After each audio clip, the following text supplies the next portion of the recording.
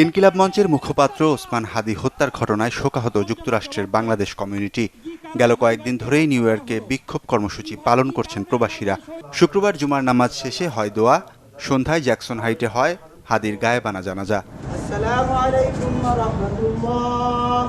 হাদীর স্বপ্নের ইনসাফের বাংলাদেশ বিনির্মাণে ঐক্যবদ্ধ থাকার আহ্বান জানান উপস্থিত মুক্তিযোদ্ধারা।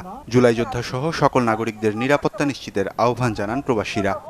যারা আমরা দেশকে ভালোবাসি তাদেরকে সবাইকে একটা জায়গায় থেকে ধৈর্য ধরে যাতে করে সুযোগ সন্ধানীরা ঢুকে যেতে না পারে, সেই জন্য সবাইকে ঐক্যবদ্ধভাবে কাজ করতে হবে। এইরকম দুঃখজনক ঘটনা যাতে ভবিষ্যতে আর না ঘটে, জুলাই যোদ্ধাদের এবং নিরাপত্তা নিশ্চিত করতে আমি বর্তমান সরকারকে অনুরোধ করব।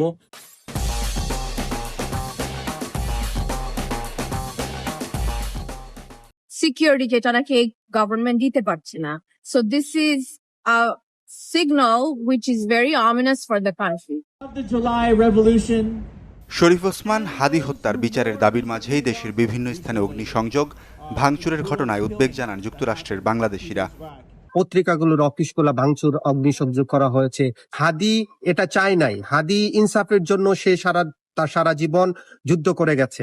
আমাদের ভাইয়ের হত্যাকারী বিচার না হওয়া পর্যন্ত আমরা আমাদের প্রতিরোধ এবং প্রতিবাদ জানিয়ে যাব। জুলাই গণ অভ্যুত্থানের পক্ষের সকল শক্তিকে ঐক্যবদ্ধ হয়ে ষড়যন্ত্রকারীদের বিরুদ্ধে প্রতিরোধ করার আহ্বান জানান তারা। Desk report, channel 24।